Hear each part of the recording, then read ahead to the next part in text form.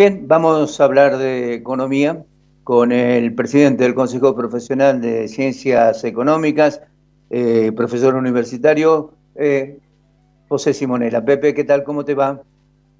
¿Qué tal? Buenas tardes. ¿Cómo andás, Ricardo? Pepe, ¿me escuchás? Sí, yo te escucho perfecto. ¿Vos me escuchás Ah, a bien. mí?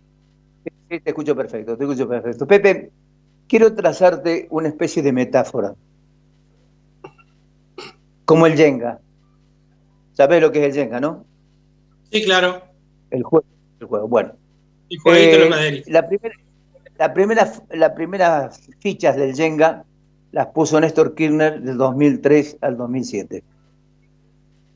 Esas fichas eran sólidas, déficit gemelos, buena cantidad de reservas. Asume Cristina Fernández de Kirchner y las piezas empezaron a no ponerse correctamente o con cierta inseguridad. Dos gobiernos de Cristina Fernández de Kirchner, el último de ellos, 2011-2015, sin crecimiento de ninguna naturaleza, y además de sin crecimiento de ninguna naturaleza, la incorporación de 927.000 empleados públicos para tratar de disfrazar un índice de pobreza, de desempleo que era absolutamente cierto, porque la inversión privada no estaba, no se crecía, no había empleo privado y había que hacer algo de todo eso.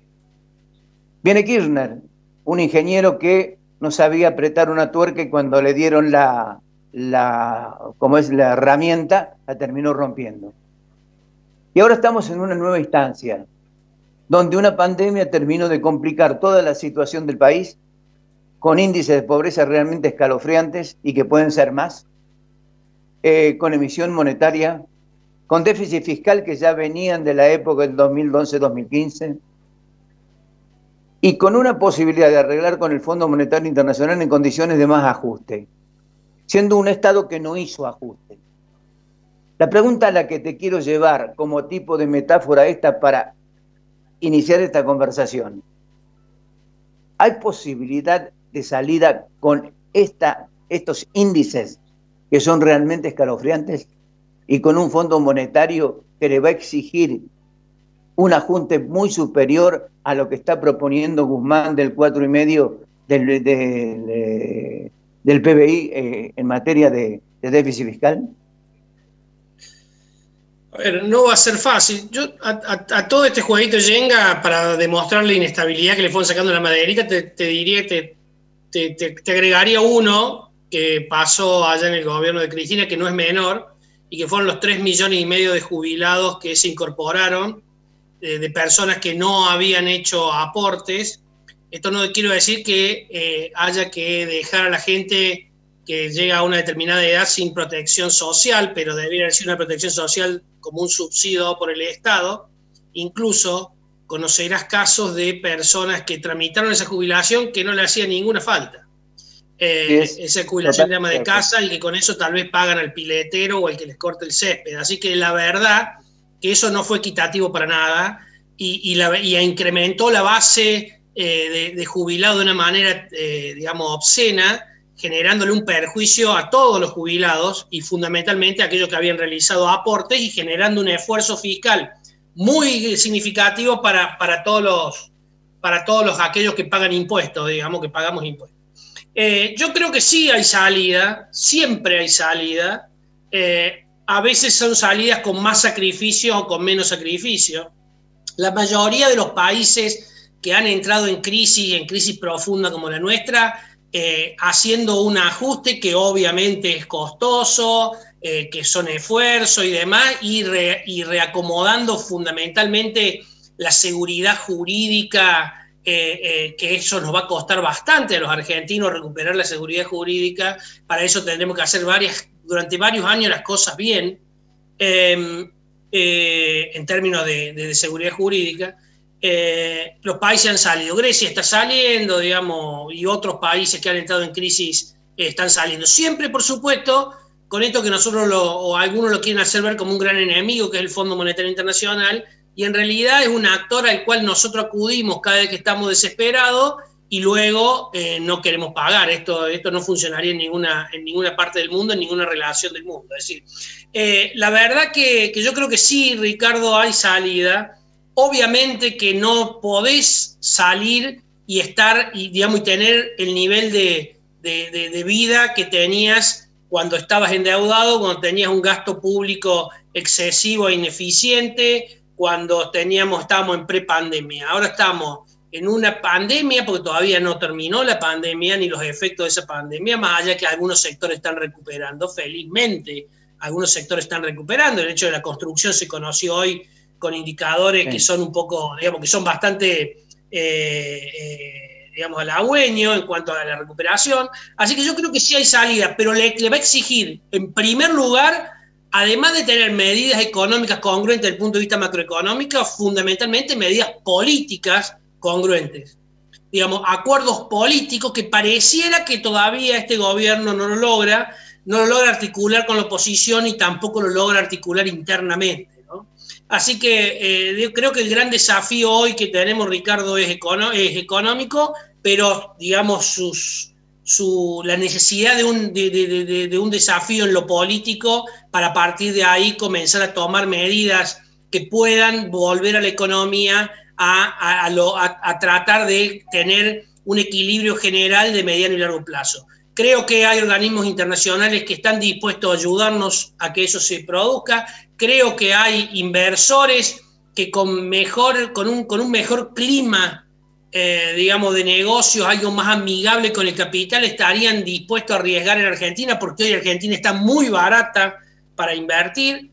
Tiene potencialidad, tiene sectores que son muy ricos y que son tentadores para muchos inversores extranjeros, pero de nuevo, tiene que ser un país que brinde seguridad jurídica, un país que sea amigable con el capital. Esto no quiero decir que le demos prebenda al capital, pero tampoco podemos implementar un impuesto que le llamaron aporte por única vez a aquellos que ya vienen aportando hace años en Argentina, que realmente va a terminar judicializándose y probablemente hasta lo terminen ganando. Así que me parece que hay mucho por hacer, hay un desafío muy grande, y lo que el Fondo Monetario va a querer que le demostremos es cuál es ese sendero fiscal que nos va a permitir a los argentinos, por un lado, honrar las deudas que ya reestructuramos, con una reestructuración completamente exitosa con el sector privado, y por otro lado va a permitir honrar la deuda que aspiramos a renegociar en un programa de facilidad extendida a 10 años con 4 de gracia con el Fondo Monetario.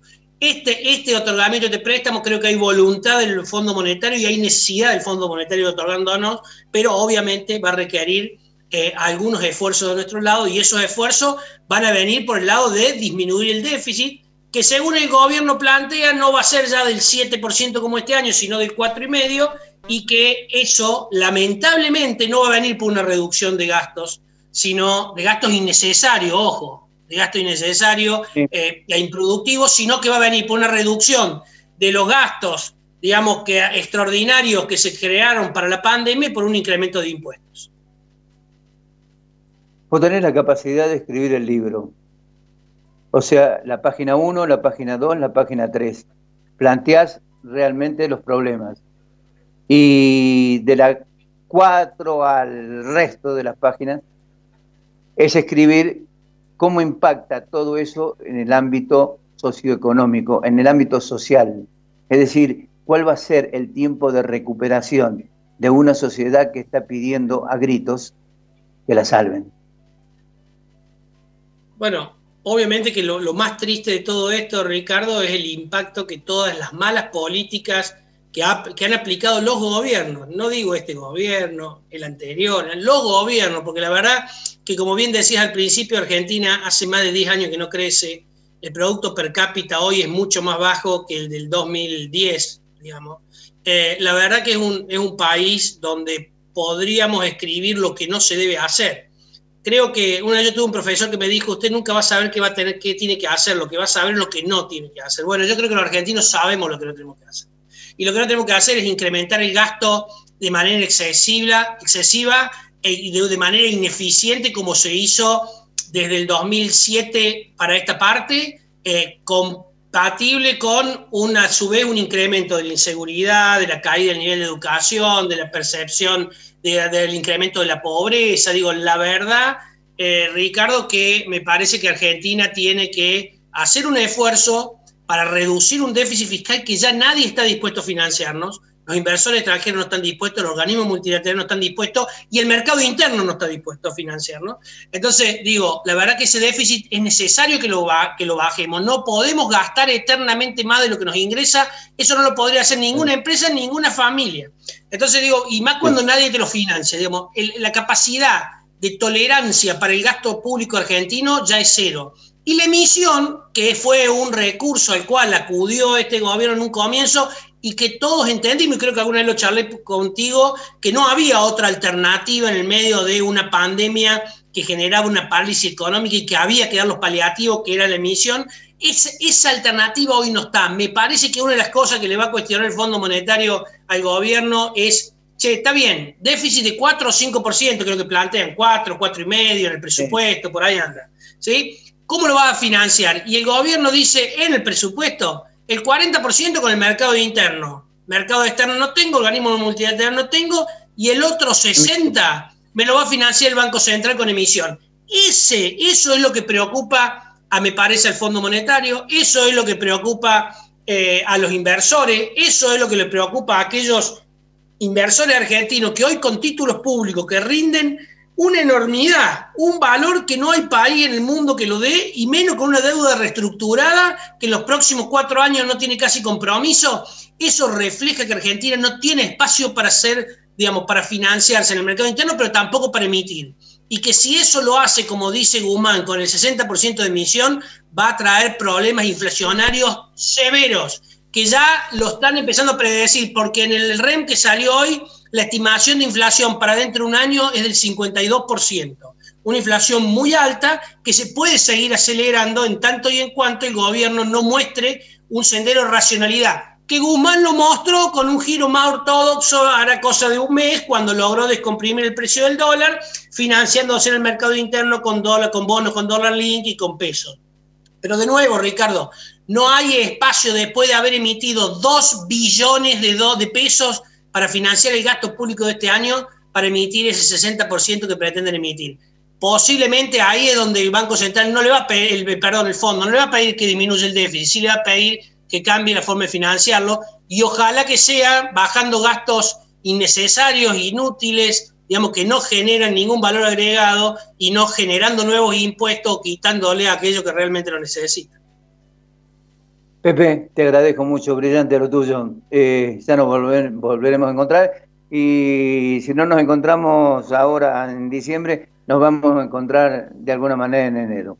Te mando un abrazo grande. Bueno, déjame desearte que pases unas felices fiestas y que fundamentalmente vos y todos tus televidentes tengan una hermosa Navidad para los creyentes, con mucha esperanza, y que el 2021 sea un mejor año que el 2020, que con poquito debería serlo. Gracias por el apoyo siempre, Pepe. Un abrazo grandote. Abrazo grande.